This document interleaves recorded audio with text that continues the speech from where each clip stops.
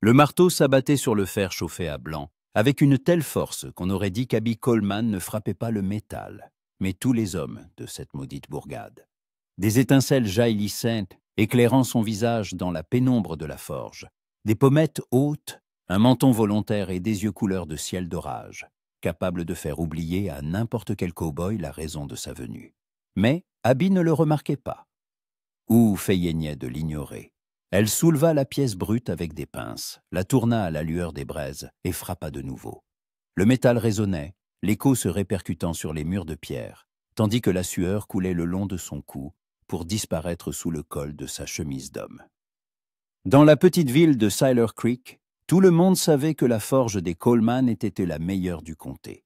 Et tout le monde savait aussi qu'il ne valait mieux pas importuner Abby avec des propositions speedées. Jack Reynolds, le fils du propriétaire du ranch, avait essayé. Il avait reçu un coup de marteau sur les doigts et n'était plus jamais revenu.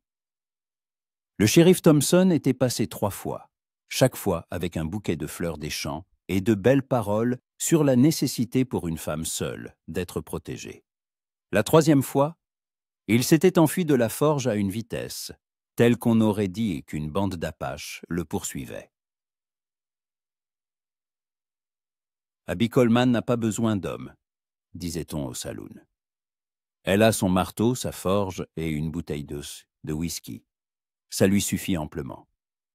Et c'était la vérité, ou presque.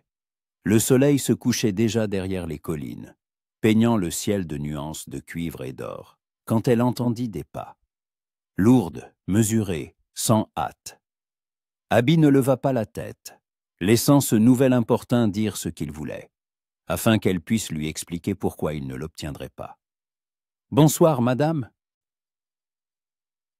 La voix était grave, calme, dépourvue de la bravade affectée, avec laquelle les prétendants locaux se présentaient habituellement.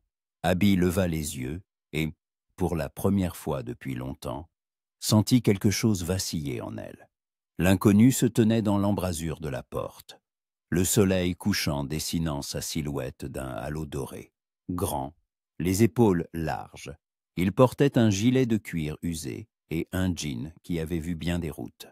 À sa ceinture, un col dans un simple étui, sans fioriture.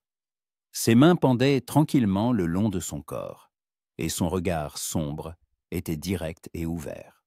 « La forge ferme, » dit Abby, sans lâcher son marteau. « Si vous avez besoin de ferrer quelque chose, revenez demain. »« Je n'ai rien à faire, ferrer, » répondit l'inconnu en faisant un pas à l'intérieur. « J'ai simplement vu que le feu de votre foyer s'éteignait. » Abby regarda le foyer. En effet, les braises se couvraient déjà de cendres grises, et elle était si absorbée par son travail qu'elle ne l'avait pas remarqué. D'habitude, elle y prêtait une attention particulière. Un bon feu dans une forge valait plus que de l'or. « Et alors ?» dit-elle, tenant toujours le marteau, prête à l'utiliser à d'autres fins. « Vous croyez que je ne peux pas m'en sortir seule ? Je crois que vous pouvez vous sortir de n'importe quelle situation, » répondit l'inconnu en retirant son chapeau, révélant des cheveux sombres grisonnants sur les tempes. « J'ai juste pensé que je pouvais aider. » Il s'approcha du charbon empilé près du mur, prit une pelle et commença à jeter des morceaux frais dans le foyer. Il le faisait avec habileté, sans geste superflu, comme s'il avait passé sa vie dans une forge. Abby observa ses mains, fortes, balafrées, les mains d'un homme qui n'avait pas l'habitude de rester les bras croisés. « Je n'ai pas demandé d'aide, dit-elle, mais sa voix sonna moins sèche qu'elle ne l'aurait voulu. « Et je sais, dit-il en saisissant le soufflet de la forge pour attiser le feu. Je fais simplement ce qui me semble juste. » Les braises s'embrasèrent d'une flamme orange vif, et la forge fut de nouveau emplie d'une lumière vivante et dansante. L'inconnu reposa le soufflet et la regarda. « Je m'appelle James McClure, dit-il. Et avant que vous ne posiez la question, non, je ne cherche pas de femme, et je n'essaie pas de vous impressionner. » Abby cligna des yeux. Depuis toutes ces années qu'elle vivait à Siler Creek, aucun homme n'avait commencé une conversation de cette manière. Alors, que voulez-vous? Demanda-t-elle, déposant enfin le marteau sur l'enclume. Rien de particulier, répondit James en remettant son chapeau. Je cherchais juste un endroit où m'arrêter pour quelques jours. J'ai entendu le son du marteau et j'ai pensé qu'il y aurait toujours du travail pour une paire de bras supplémentaires dans une forge. Je travaille seul. Je le vois bien. Et vous travaillez bien. Il désigna d'un signe de tête les fers à cheval soigneusement accrochés le long du mur. Les outils rangés chacun à sa place. La propreté impeccable de la forge, malgré le travail pénible. C'est votre père qui vous a appris le métier? La question fut posée si simplement et naturellement qu'Abby répondit avant de pouvoir se retenir. Mon père est mort quand j'avais 16 ans. J'ai appris le reste toute seule. Vous n'êtes donc pas seulement une bonne forgeronne, mais aussi têtue comme une mule, dit James avec un sourire dans la voix. Autrement, vous n'auriez pas pu y arriver. Abby sentit les coins de ses lèvres la trahir. Quand pour la dernière fois quelqu'un lui avait-il parlé ainsi, sans flatterie, sans essayer de l'impressionner, simplement d'égal à égal? L'obstination est une qualité utile dans cette région, dit-elle, surtout pour les femmes. Surtout pour une femme qui tient une forge dans une ville pleine de cow-boys, acquiesça James. Je parie que vous devez prouver votre légitimité chaque jour. Pas chaque jour, dit Abby en essuyant ses mains sur son tablier de cuir. Parfois, il suffit de frapper un bon coup de marteau sur les doigts de quelqu'un une fois par semaine. James se mit à rire, un rire discret mais sincère. Méthode efficace. Je devrais m'en souvenir. Ils restèrent en silencieux, écoutant le crépitement des braises dans le foyer. Dehors, la nuit était tombée, et les premières lumières s'allumaient en ville. Abby ne comprenait pas ce qui se passait. D'habitude, à 7 heures, n'importe quel homme aurait déjà été congédié, aurait tenté de lui prendre la main, ou aurait commencé à débiter des sottises sur son besoin d'un homme fort à ses côtés. Celui-ci se contentait de se tenir là et de regarder le feu.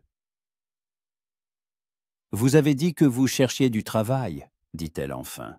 « Quel genre de travail ?»« N'importe lequel, » répondit James en haussant les épaules. « Je sais m'occuper des chevaux, je peux se réparer presque tout ce qui est cassé, et je tire assez bien. Je m'y connais aussi un peu en forge. D'où vous vient cette connaissance? Mon père était forgeron, au Kansas. Je l'aidais avant de m'engager. La guerre? La guerre, acquiesça-t-il. Et après ça, j'ai parcouru les territoires pendant plusieurs années. Je cherchais quelque chose. Vous l'avez trouvé? James la regarda, et quelque chose dans ses yeux sombres fit battre le cœur d'Abby plus vite. Peut-être, dit-il doucement. Il est trop tôt pour le dire. Abby sentit la chaleur monter à ses joues et se détourna rapidement. Que lui arrivait-il? Elle n'était pas une jeune fille stupide qui rougissait au premier compliment. « Il y a un hôtel en ville ?» dit-elle en retirant son tablier. Madame Harper loue des chambres. La nourriture est correcte, les prix sont honnêtes. Merci du conseil. Mais j'aimerais d'abord vous demander quelque chose. Quoi donc? Dit Abby en suspendant son tablier à un crochet et en se tournant vers lui. Puis-je passer demain? Juste pour aider avec le feu, tenir quelque chose. Sans aucune arrière-pensée, je vous le promets. Abby ouvrit la bouche pour dire non comme elle le disait à tous les autres. Mais le mot resta coincé dans sa gorge. Peut-être était-ce la façon dont il demandait, sans exiger, sans insister, juste une simple question. Ou peut-être était-ce le fait que, pendant toute la conversation, il ne l'avait jamais regardée comme les autres hommes le faisaient. « Pourquoi feriez-vous ça ?» demanda-t-elle au lieu de refuser. « Parce que j'aime travailler de mes mains. Parce qu'un bon feu dans une forge, c'est beau. Et parce que vous ne ressemblez à aucune femme que j'aie jamais rencontrée. » Il le dit si simplement, sans emphase, comme s'il parlait de la météo. Et c'est précisément pour cela qu'Abby le crut. Je commence à 7 heures du matin, dit-elle. Si vous êtes en retard, la porte sera fermée. Je ne serai pas en retard, dit James en touchant le bord de son chapeau. Bonne nuit, Miss Coleman. Bonne nuit. Il sortit, et la forge parut soudain trop vide à Abby.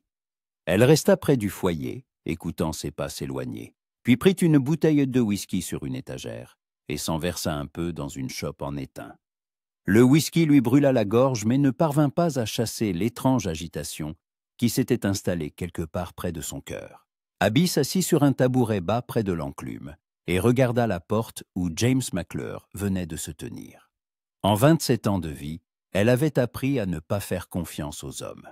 Trop d'entre eux ne voyaient en elle qu'une femme, faible, ayant besoin de protection, existant pour leur plaisir. Elle avait appris à les reconnaître au premier regard, à leur façon de regarder, de parler, de bouger. Mais celui-ci était différent. Abby finit son whisky et alla fermer la forge. Demain, à 7 heures, elle saurait à quel point il était vraiment différent des autres. James se réveilla avant l'aube et resta allongé dans le lit étroit de l'hôtel, écoutant la ville s'éveiller dehors. Un chien aboyait quelque part, les roues d'une charrette grinçaient, et de la cuisine montait une odeur de bacon grillé. Mais ses pensées n'étaient pas là. Elles étaient retournées à la forge, vers cette femme aux yeux couleur de ciel d'orage. Il se leva, se lava le visage à l'eau froide de la cruche et s'y habilla. 20 minutes plus tard, il se tenait devant la porte de la forge, tenant 2 tasses de café fumant achetées au restaurant du coin. La porte était ouverte, et de l'intérieur parvenait déjà le son familier du marteau sur le métal. James entra et s'immobilisa. Abby se tenait près de l'enclume, le dos tourné, et la lumière du matin filtrant par la fenêtre transformait sa silhouette en une statue vivante d'or et de cuivre. Elle avait défait ses cheveux, ils tombaient en une lourde cascade jusqu'à sa taille, chatoyant de reflets châtains et roux. James n'avait jamais vu de tels cheveux. Il semblait avoir absorbé tous les couchers de soleil qu'il avait contemplés dans les prairies. Elle leva le marteau au-dessus de sa tête, et les muscles de ses bras se tendirent sous le tissu fin de sa chemise. Ce n'étaient pas les bras faibles et délicats des dames de la ville, mais des bras forts, de travailleuses, capables de tenir bien plus qu'un éventail ou un mouchoir de dentelle. Il y avait dans ses mouvements la grâce d'une prédatrice. Chaque geste était précis, économe, empreint d'une force latente. Le marteau s'abattit sur le métal et des étincelles jaillirent, éclairant son profil. James vit la ligne ciselée de ses pommettes, son menton volontaire et ses lèvres pleines, serrées par la concentration. Quand elle tourna la tête pour vérifier la chauffe du métal, il remarqua un petit grain de beauté à la base de son cou, une marque minuscule qui rendait sa perfection un peu plus humaine. « Bonjour », dit-il doucement pour ne pas la surprendre. Abby se retourna, et ses cheveux ondulèrent autour de son visage. James comprit pourquoi les hommes du coin perdaient net la tête en voyant cette femme. À la lumière du matin, ses yeux paraissaient encore plus profonds, et une légère rougeur, due au travail près du foyer, colorait ses joues taillées. « Vous êtes venu, dit-elle, et une pointe de surprise perça dans sa voix. Je l'avais promis. Il lui tendit l'une des tasses. J'ai pensé qu'un café ne serait pas de trop. Abby regarda la tasse, puis lui, et James vit une lueur d'incertitude dans ses yeux. Personne, sans doute, ne lui avait fait de gestes aussi simples et humains depuis longtemps. « Merci », dit-elle en prenant le café et en buvant une gorgée. « Il est bon. » « Sally au restaurant fait le café le plus fort de la ville, » dit James en buvant une gorgée de sa propre tasse. « Du moins, c'est ce qu'on dit. » Ils burent leur café en silence, de part et d'autre de l'enclume. James étudiait son visage à la dérobée, essayant de deviner ce qui se cachait derrière cette façade inaccessible. Au coin de ses yeux, il remarqua de fines ridules, non pas dues à l'âge, mais à l'habitude de plisser les yeux face au soleil et à la fumée. Sur le dos de sa main gauche, une vieille cicatrice était visible. la trace d'un contact accidentel avec du métal incandescent.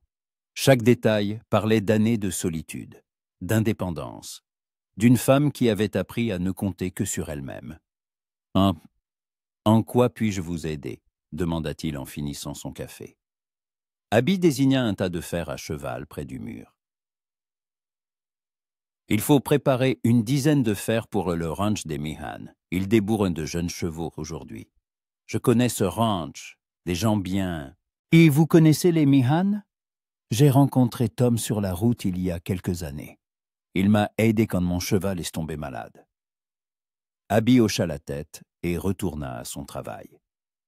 James la regarda sélectionner les ébauches, vérifier leur qualité, mettre de côté celles qui nécessitaient une retouche. Chacun de ces gestes témoignait d'une longue expérience.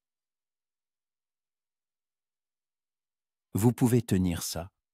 dit-elle en lui tendant des pinces, avec une ébauche incandescente. James prit les pinces, sentant la chaleur du métal même à travers ses gants épais. Abby saisit le marteau et commença à former le fer à cheval, tandis qu'il tournait la pièce sous ses coups. Il travaillait en rythme, sans un mot. Son marteau tombait précisément là où il le fallait, et il présentait le métal sous le bon angle. En travaillant à ses côtés, James remarquait des détails qu'il n'avait pas vus la veille. La façon dont elle se mordillait légèrement la lèvre inférieure quand elle était particulièrement concentrée. Comment elle rejetait une mèche de cheveux de son front avec le dos de sa main. Comment elle plissait le nez quand la fumée du foyer devenait trop épaisse. « Vous tenez bien, dit-elle, lorsque le fer eut pris la forme désirée. La plupart des hommes sursautant à cause de la chaleur ou tiennent trop fermement. J'ai eu un bon professeur, dit James, en plongeant le fer fini dans un seau d'œil qui siffla en libérant un nuage de vapeur. Mon père disait, « Le métal est vivant. Il faut sentir son humeur. » C'était un homme intelligent, votre père. Ouais, dommage que je ne l'ayais pas compris tout de suite. Abby le regarda avec curiosité, mais ne posa pas de questions.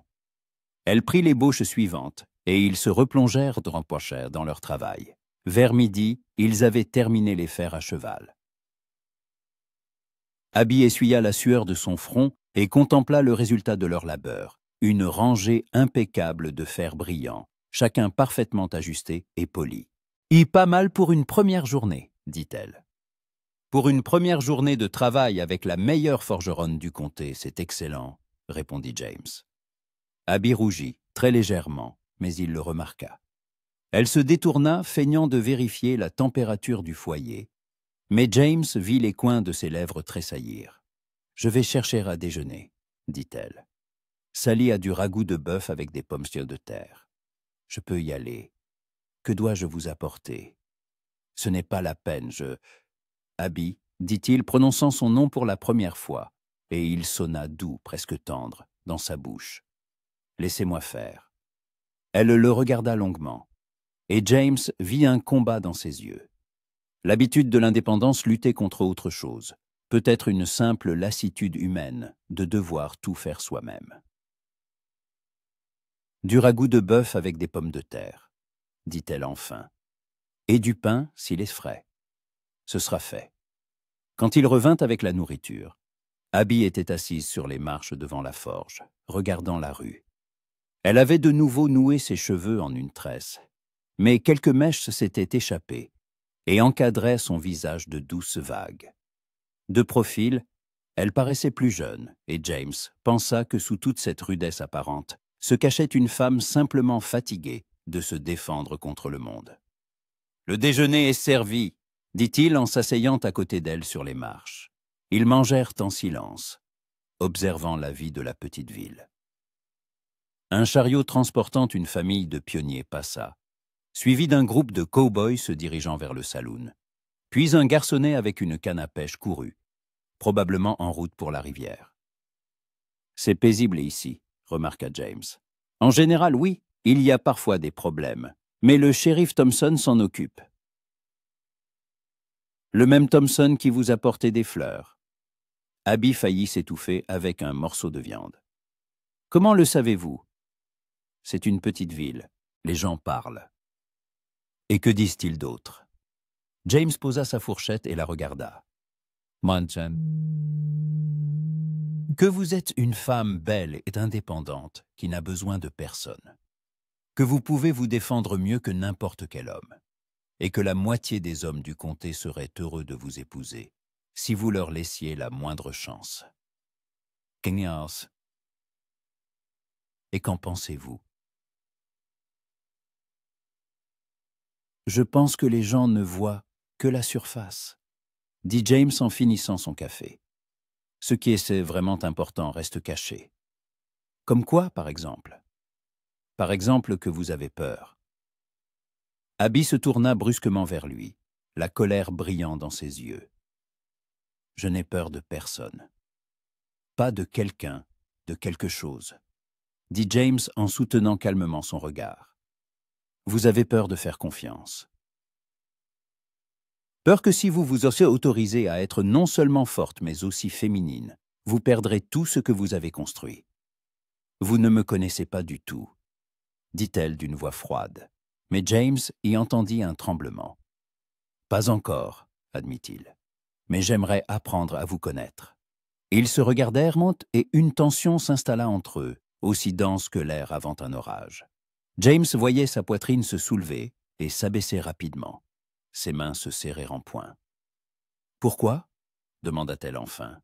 « Parce que je vois dans vos yeux la même chose que ce que je ressens. » « Et que voyez-vous donc ?»« La solitude et le désir de s'en défaire. » Abby se leva si brusquement que son assiette en étain cliqueta sur les marches.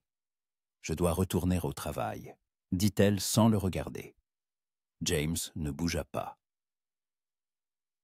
Il comprenait. Elle allait s'enfuir dans la forge, se cacher derrière le travail, le marteau et l'enclume. Et tout ce qui venait de naître entre eux disparaîtrait comme la fumée du foyer. « Abby » appela-t-il doucement. Elle s'immobilisa sur le seuil sans se retourner. Ses épaules étaient tendues, et sa main serrait le chambranle de la porte si fort que ses jointures blanchirent. « Je ne veux rien de vous que vous ne soyez pas prête à donner, » dit James en se levant. « Laissez-moi simplement rester à vos côtés. Pourquoi feriez-vous cela ?» Sa voix était à peine audible. « Vous avez sûrement des choses plus importantes à faire que de traîner dans une forge poussiéreuse avec une femme revêche. » James s'approcha, mais pas trop. Il laissa quelques pas de distance de sécurité entre eux. « Savez-vous ce que j'ai fait ces 5 dernières années ?» demanda-t-il. « J'ai voyagé de ville en ville, de ranch en ranch. J'ai fait des petits boulots, dormi plus souvent à la belle étoile que sous un toit. Je cherchais quelque chose, sans savoir quoi exactement. » Abby se tourna lentement vers lui. La méfiance se lisait encore dans ses yeux, mais elle écoutait. « Et hier soir, » continua James, « pour la première fois depuis longtemps, j'ai compris que j'avais trouvé ce que je cherchais. Pas de l'or, ni des terres, ni une nouvelle vie dans une grande ville, mais un endroit où j'ai envie de rester, et une personne auprès de qui j'ai envie d'être. »« Vous ne me connaissez pas du tout, » répéta Abby, mais sa voix n'avait plus la même dureté. « J'en sais assez. Je sais que vous êtes plus forte que bien des hommes, mais que vous rougissez à un simple compliment. Je sais que vous pouvez forger un fer à cheval parfait, tout en vous assurant que le café est chaud. Je sais que vous cachez votre tendresse derrière des piquants, de peur qu'on ne l'utilise contre vous. » Abby baissa les yeux, et James vit ses cils trembler. « Tous les hommes disent de belles paroles, » dit-elle. « Et ensuite, ils veulent me changer, me rendre soumise casanière, transformer la forge en une simple maison avec des rideaux et des parterres de fleurs.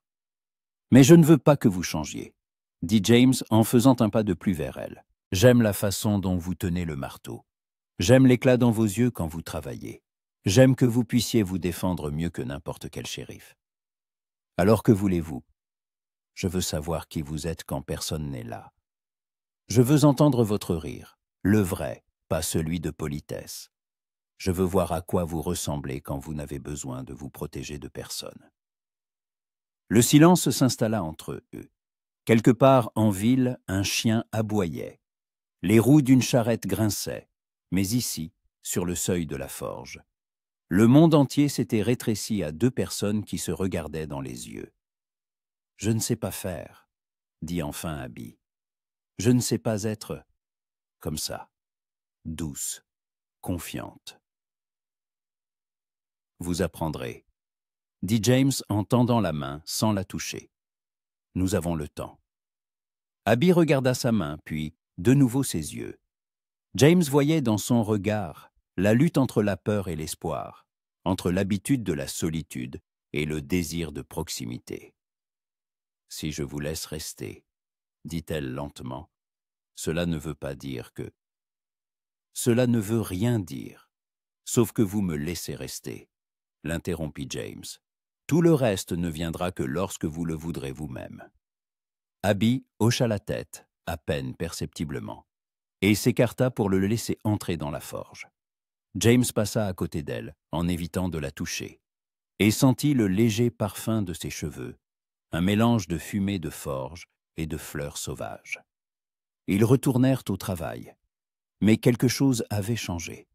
Abby ne gardait plus ses distances, ne retirait plus sa main lorsque leurs doigts se frôlaient en s'échangeant des outils. Quand James lui tendait le marteau, leurs regards se croisaient une seconde de plus que nécessaire. « Parlez-moi de votre père » demanda-t-elle alors qu'il travaillait sur une pièce particulièrement complexe pour une charrue. « C'était un homme bon » dit James en maintenant le métal pendant qu'elle assénait des coups précis. Juste. Il ne trompait jamais ses clients, tenait toujours sa parole. Il disait que la réputation valait plus que l'argent. Mais et votre mère?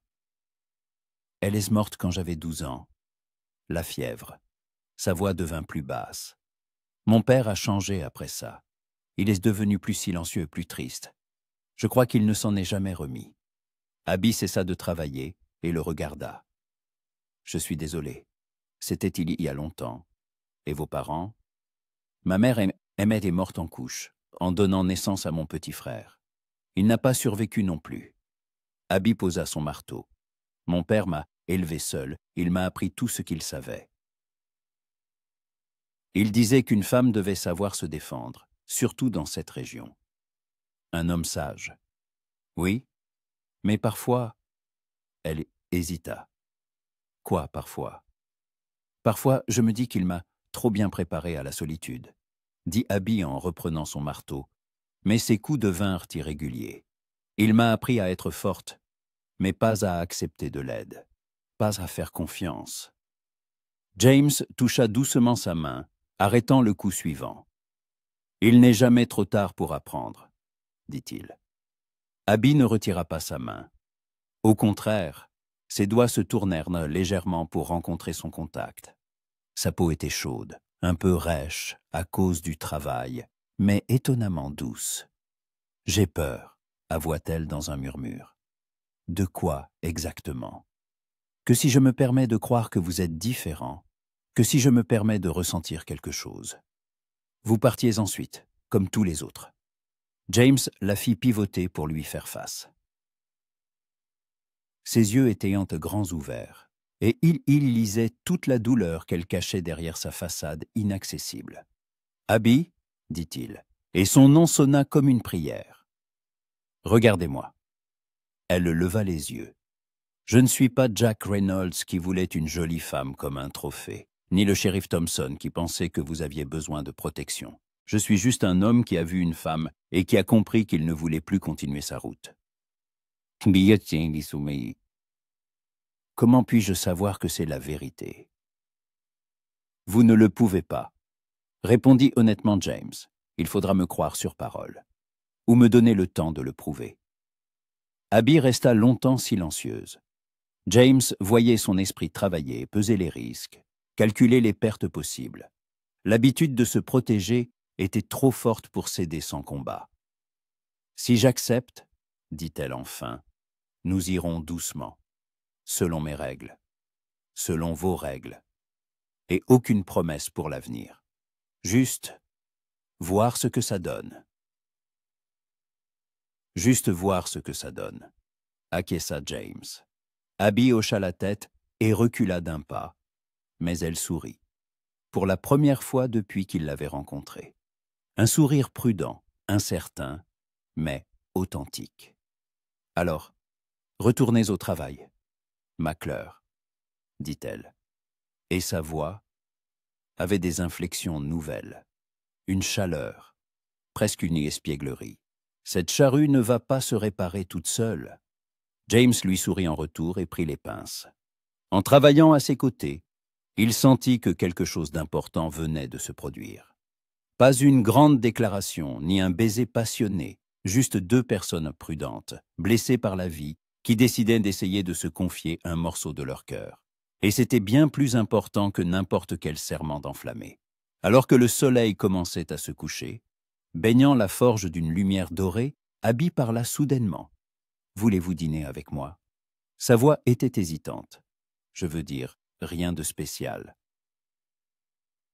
J'ai du poulet en ragoût et manger seul, c'est ennuyeux. James posa son marteau et la regarda. Dans ses yeux, il vit un espoir timide et, en même temps, une préparation au refus. « Avec plaisir, dit-il, mais à une condition. Laquelle ? Laissez-moi vous aider à préparer. » Abby se mit à rire, un rire discret mais sincère, et James comprit que c'était le plus beau son qu'il ait entendu depuis des années. La maison d'Abby était petite mais confortable. Une cabane en rondin derrière la forge, avec une véranda couverte et un potager soigné. James remarqua que tout ici avait été fait de ses mains. Les nouvelles marches, le toit renforcé, les volets artisanaux. Une main de femme, certes, mais une main de maître. « Entrez », dit Abby en ouvrant la porte. L'intérieur était simple mais propre. Une table en bois, quelques chaises, un grand poêle dans un coin. Sur les étagères, de la vaisselle en terre cuite simple, au mur, des outils et quelques livres. Pas de dentelle, pas de fleurs, tout était strictement fonctionnel.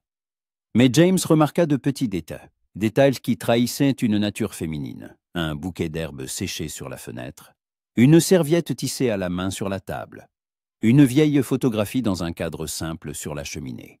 « Qui est sur la photo ?» demanda-t-il en s'approchant. « Mon père », dit Abby en retirant son tablier.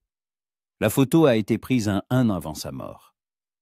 James regarda le visage sévère d'un homme âgé en tablier de forgeron. Ses yeux étaient aussi déterminés que ceux d'Abby, mais bienveillants. « Vous vous ressemblez ?» remarqua-t-il. Tout le monde le dit. De caractère aussi, sans doute, dit Abby en s'approchant du poêle pour allumer le feu. Têtus comme des mules. L'obstination n'est pas toujours un défaut. Non, mais parfois. Ça dérange, dit-elle en jetant des copeaux dans le poêle et en soufflant sur les braises. Mon père disait toujours, Abby, tu es trop fière. La fierté est une bonne chose, mais elle ne doit pas t'empêcher d'être heureuse. James s'assit à la table, l'observant s'affairer près du poêle. Ses mouvements étaient assurés. Elle savait manifestement cuisiner aussi bien que forger le métal. Et vous écoutiez ses conseils. Abby rit, mais son rire était un peu triste. Rarement. J'étais trop jeune et trop sûr de moi. Je pensais tout savoir mieux que lui. Elle posa une grande marmite en fonte sur le feu. Et maintenant, je comprends qu'il avait raison sur bien des points. Par exemple, Abby garda le silence, remuant le contenu de la marmite avec une cuillère en bois. Par exemple, que la solitude n'est pas la même chose que l'indépendance. Et qu'accepter de l'aide ne signifie pas montrer de la faiblesse. Elle le dit doucement, sans se tourner vers lui, mais James comprit que c'était sa façon de lui dire qu'elle commençait à lui faire confiance. « En quoi puis-je aider ?» demanda-t-il en se levant. « Vous pouvez couper le pain. » Le couteau est sur l'étagère, le pain dans la corbeille. Ils travaillèrent côte à côte en silence, mais ce silence était différent. Non pas tendu, mais apaisant. James coupait le pain et Abby remuait le poulet, ajoutait des épices, goûtaient. Parfois, leurs mains se frôlaient en cherchant le sol ou un torchon, et chaque contact provoquait un picotement chaleureux. « C'est prêt », annonça enfin Abby en retirant la marmite du feu. Elle servit dans les assiettes, et ils s'assirent l'un en face de l'autre. Le poulet était tendre et parfumé, les légumes juste comme il fallait, le pain frais et croustillant. « Vous cuisinez très bien, » dit James après la première bouchée. « J'ai dû apprendre. Quand on vit seul, soit on apprend à cuisiner, soit on se nourrit de conserves. Et moi, je me nourrissais justement de conserves, avoua James, et de ce que je pouvais attraper ou chasser en chemin. Une vie difficile, elle l'a été, mais je ne regrette rien. Sans toutes ces années sur la route, je ne serais pas ici. » Abby leva les yeux vers lui. « Et si vous étiez arrivé ici il y a 5 ans, que se serait-il passé ?» James réfléchit, mâchant lentement un morceau de poulet. « Probablement rien de bon, » dit-il honnêtement. « Il y a 5 ans, j'étais un autre homme, en colère, agité. Je cherchais des coupables partout, au lieu de faire le point avec moi-même. Qu'est-ce qui a changé? Le temps, la route, la prise de conscience que fuir les problèmes est inutile. Il vous rattrapera toujours. » James posa sa cuillère. « Et vous, avez-vous toujours été si inaccessible ?» Abby secoua la tête. « Non, jeune. J'étais une idiote naïve. Je croyais toutes les belles paroles. Je pensais que l'amour c'était comme dans les livres. Ils la voyaient, elle le voyait, et ils vécurent heureux pour toujours. Qu'est-ce qui vous a déçu?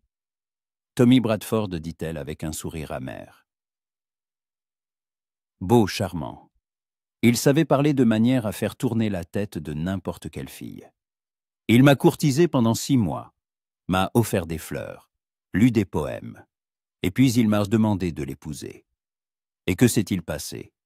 Il s'est passé qu'il prévoyait de vendre la forge et de déménager en ville.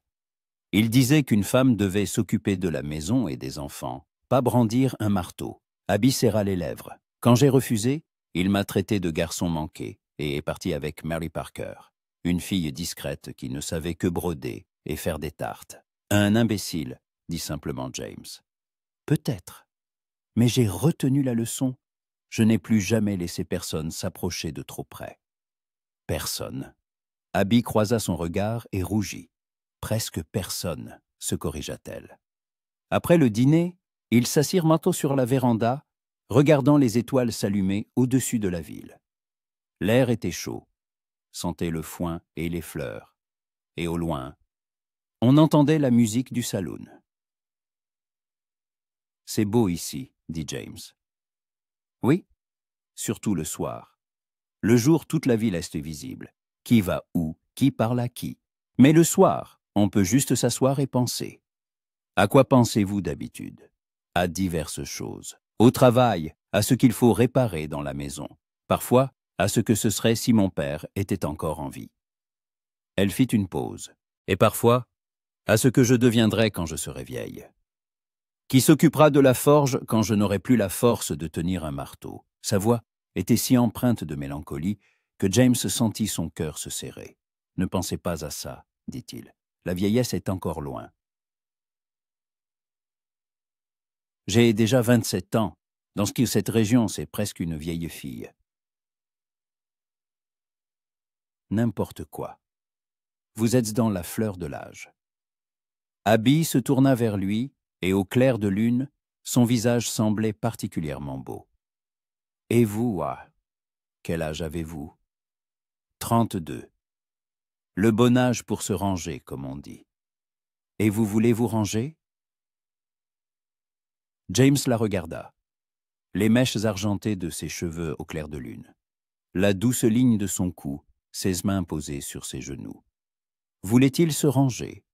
1 mois plus tôt, il aurait dit non sans hésiter. Mais maintenant, avec la bonne personne, oui, dit-il. Et comment est-elle, cette bonne personne? Forte, indépendante, pas du genre à se plaindre des difficultés. James se tourna vers elle. Et belle, bien sûr, tellement belle qu'un seul regard suffit à couper le souffle d'un homme. Abby baissa les yeux mais sourit. On dirait la description d'un idéal. Et les idéaux n'existent pas. Si, ils existent, dit James en touchant doucement sa main. Parfois, ils sont assis à côté de vous sur une véranda et ne croient pas en leur propre beauté. Abby ne retira pas sa main, mais ne répondit pas. Ils restèrent assis en silence, écoutant les bruits de la nuit, le bruissement des feuilles, un rire lointain venant du saloon, le ululement d'une chouette quelque part dans la forêt. « James » dit-elle enfin. « Oui ?»« Je ne sais pas. C'est-à-dire, ça fait longtemps que je ne... » Elle hésita.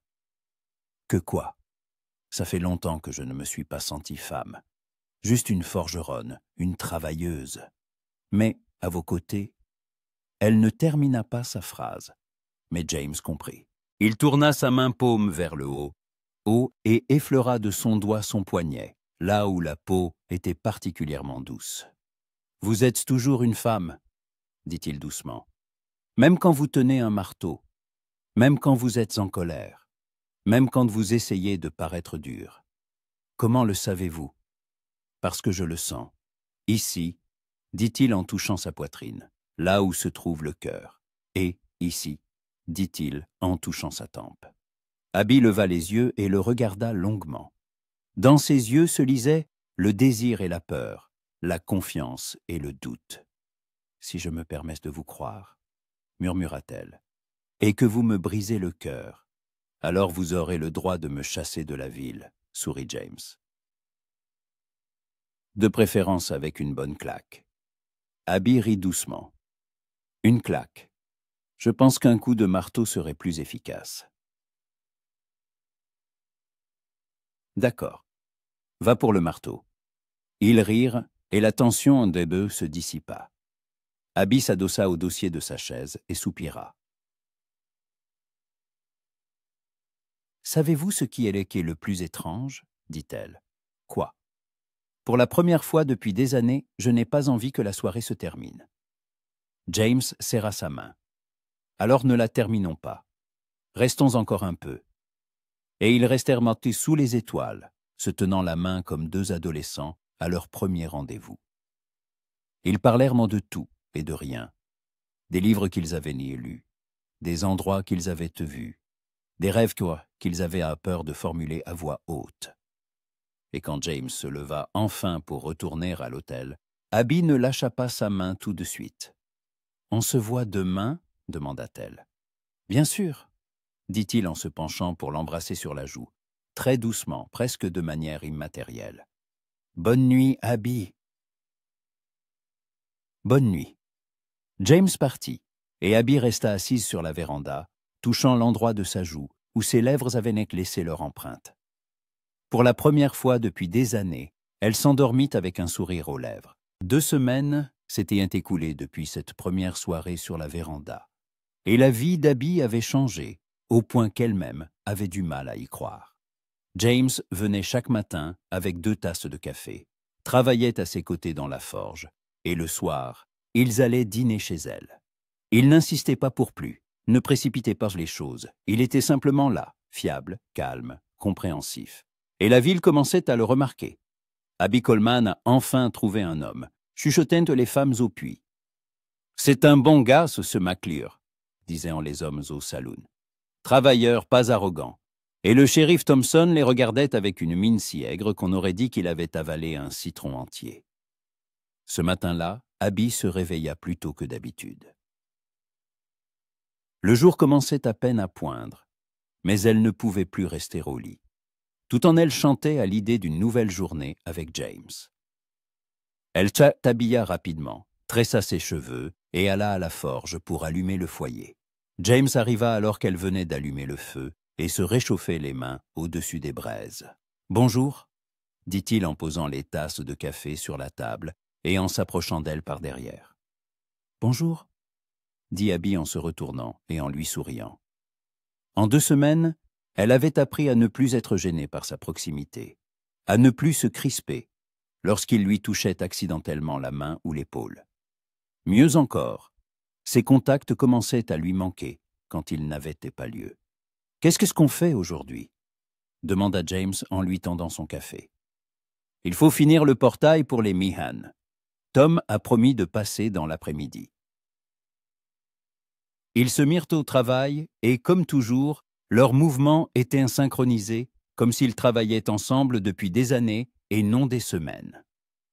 Abby formait les barreaux et James les soudait en une structure unique. Parfois, leurs regards se croisaient au-dessus du métal incandescent et chaque fois, Abby sentait une douce chaleur se répandre dans sa poitrine. « Abby, dit-il pendant une pause. « Oui, aujourd'hui c'est samedi. Peut-être que ce soir on pourrait... » Il hésita. « Quoi ?»« Aller danser à la salle communale. Il y a des musiciens tous les samedis. » Abby se figea, sa tasse de café à la main. Danser?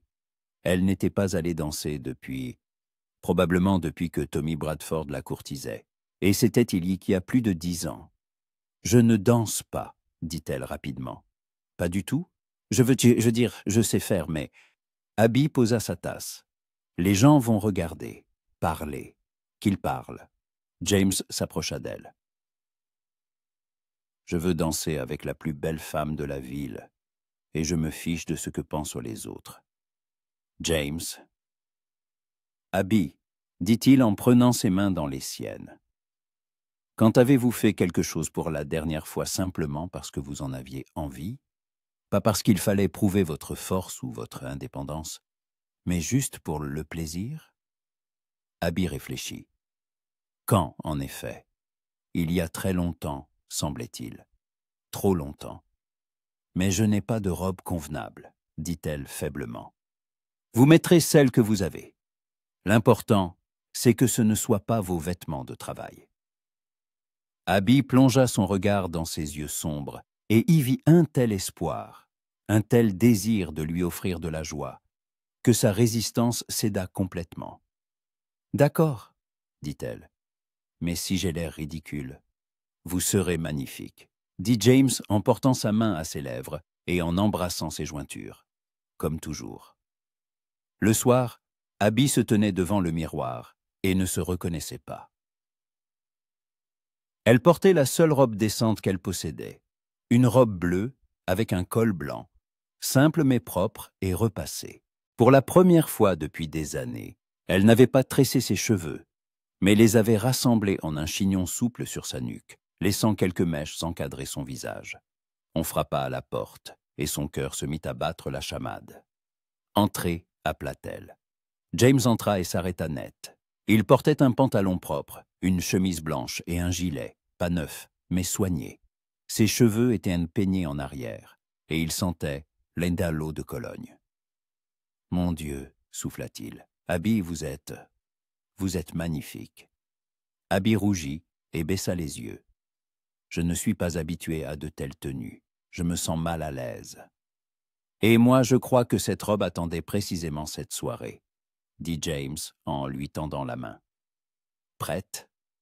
La salle communale était bondée.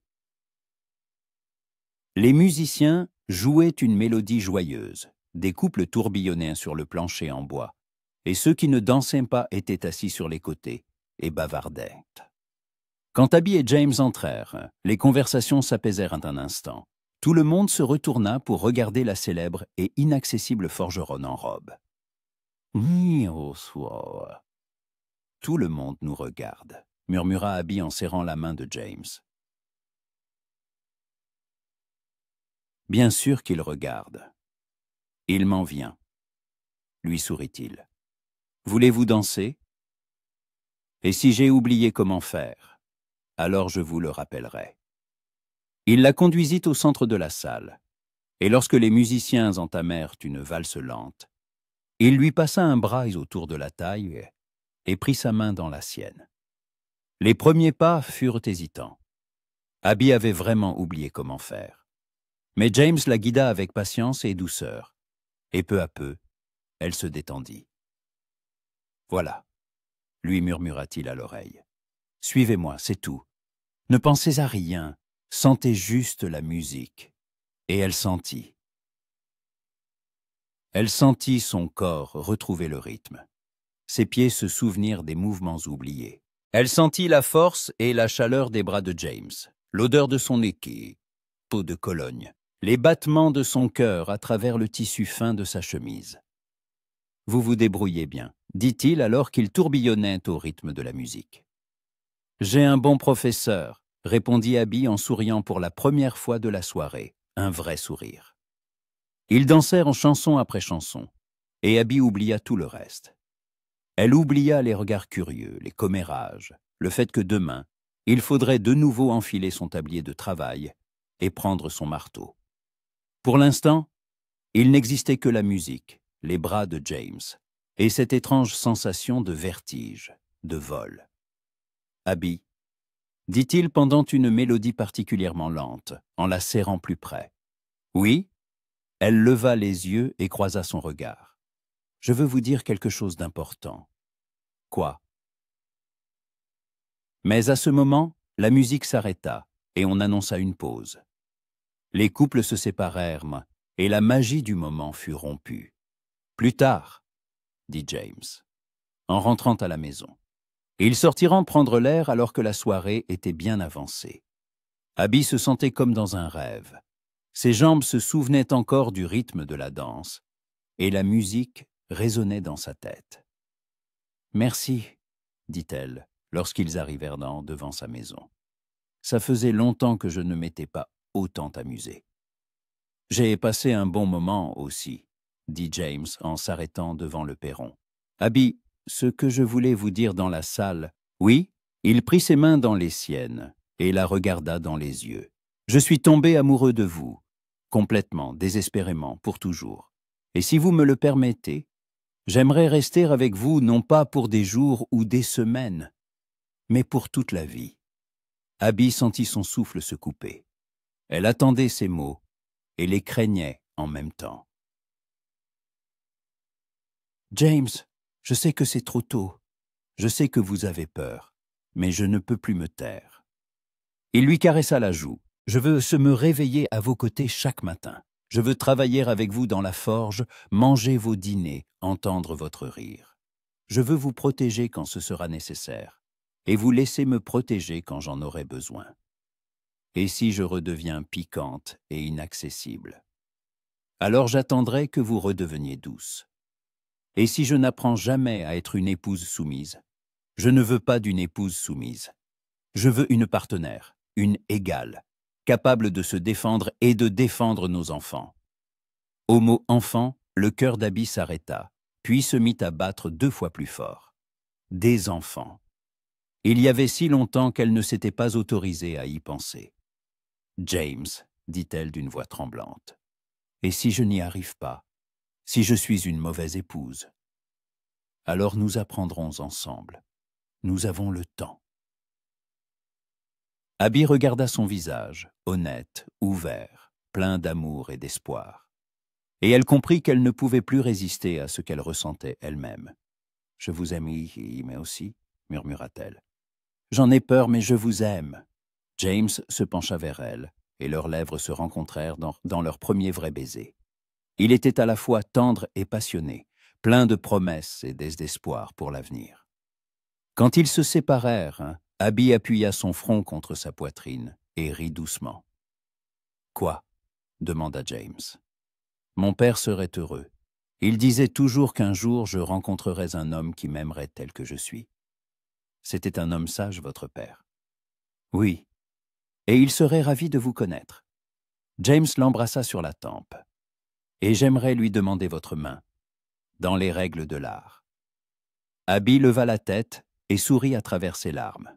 « Je pense qu'il aurait dit oui, mais seulement après s'être assuré que vous savez manier un marteau. »« Alors, heureusement que je sais le faire, » sourit James. « Abby Coleman, voulez-vous m'épouser ?»« Oui, » dit-elle sans hésiter. « Oui, James McClure. Je le veux. » Ils s'embrassèrent de nouveau sous les étoiles, tandis que quelque part dans la maison d'en face, Madame Harper les épiait derrière son rideau en fredonnant de satisfaction. Enfin, la petite Coleman avait trouvé le bonheur. Et dans la forge, qui demain résonnerait de nouveau du son du marteau sur l'enclume, une robe de mariée serait accrochée au mur, à côté des vieux outils. Car certains rêves se réalisent bien pour ceux qui n'ont pas peur d'ouvrir leur cœur au véritable amour. 3 ans plus tard, le soleil matinal filtrait par les fenêtres de la forge des McClure, éclairant 2 silhouettes penchées sur l'enclume. Abby tenait le métal incandescent avec des pinces, tandis que James assénait des coups de marteau précis. Leurs mouvements étaient si synchronisés qu'ils ressemblaient à une danse apprise au fil des années de vie commune. « Fais attention au bord gauche, dit Abby en tournant la pièce. Le métal y est plus fin. Je vois, dit James en ajustant la force de sa frappe. Tu penses que c'est que Tom Meehan sera content de ses charnières pour son nouveau portail? Il le sera. Aucune de nos commandes n'a jamais été retournée. Abby sourit à son mari. Après 3 ans de mariage, elle ne s'était toujours pas habituée au plaisir que lui procurait le fait de pouvoir appeler James ainsi. Mon mari. Cela sonnait comme une musique. Ils finirent avec les charnières et les mirent à refroidir quand la porte de la forge s'ouvrit, et qu'un tourbillon sous la forme d'un garçon de 5 ans, aux cheveux sombres ébouriffés et aux yeux couleur de ciel d'orage, fit irruption. « Maman, papa !» cria Daniel McClure en courant vers ses parents. « Mademoiselle Elisabeth a dit que j'étais le meilleur de l'école en calcul. Et elle a aussi dit que si je continue à bien travailler, je pourrais aller à l'université en ville. » Abby prit son fils dans ses bras, sans se soucier que son tablier de travail ne laisse des traces sur sa chemise d'écolier propre. « Et bien sûr que tu le pourras, mon champion, dit-elle en l'embrassant sur le sommet de la tête. Mais d'abord, il faut que tu décides ce que tu veux devenir. »« Je sais, » se redressa Daniel avec importance. « Je veux être forgeron, comme vous, mais je veux aussi étudier les nouvelles méthodes de traitement du métal qu'on invente dans les grandes villes. » James et Abby échangèrent un regard. Leur fils avait hérité de sa mère l'amour du métier et de son père le désir de connaissance et de perfection. « Alors tu auras vraiment besoin d'une bonne éducation, » dit James en ébouriffant les cheveux de son fils. « La métallurgie moderne, ce n'est pas seulement la force des bras, c'est aussi la connaissance de la science. »« Et pour l'instant, va te laver les mains, » ajouta Abby. « Mademoiselle Martha a fait une tarte aux pommes, et nous allons déjeuner en famille. » Daniel courut vers la maison, et Abby resta sur le seuil de la forge, le regardant traverser la cour en sautillant. James s'approcha par derrière et l'enlaça par la taille. « À quoi penses-tu » demanda-t-il en l'embrassant dans le cou. « À la vitesse à laquelle tout a changé, » dit Abby en s'adossant à sa poitrine.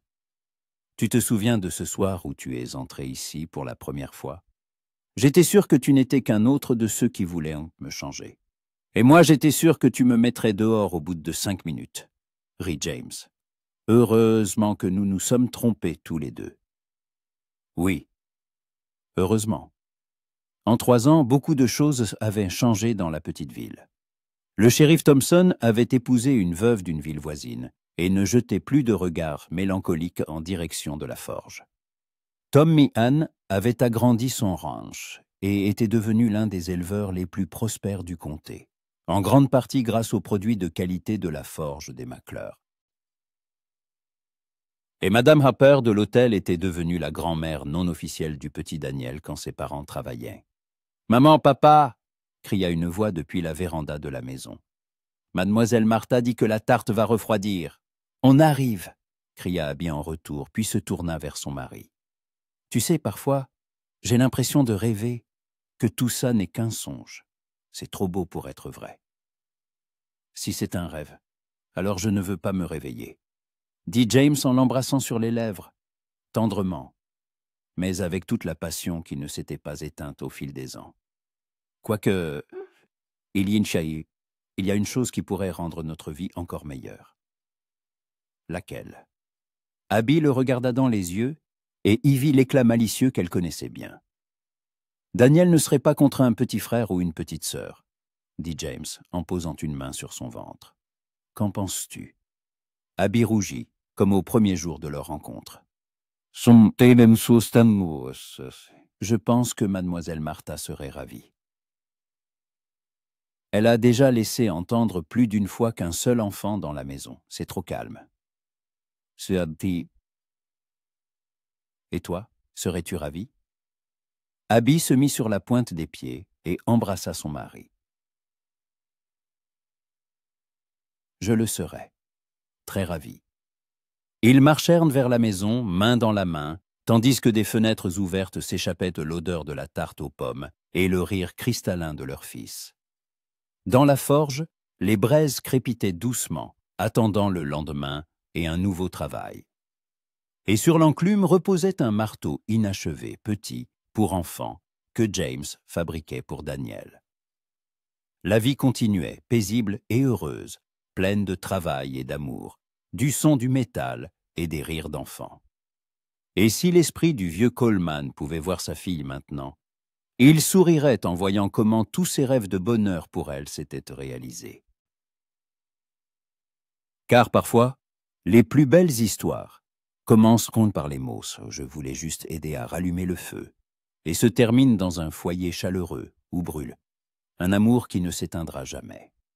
Et dans la petite ville de Siler Creek, on raconte encore l'histoire d'Abby la forgeronne, qui refusa tous les hommes du comté, et de James, l'étranger, qui ne demanda pas la permission, mais resta simplement et conquit son cœur par la patience, la bonté et sa volonté de l'accepter telle qu'elle était. Et chaque fois que de jeunes couples de la ville se disputent ou doutent de leurs sentiments, les anciens secouent la tête et disent « Regardez les McClure, voilà ce qu'était le véritable amour, quand deux personnes se rendent meilleures, sans chercher à se changer l'une l'autre. »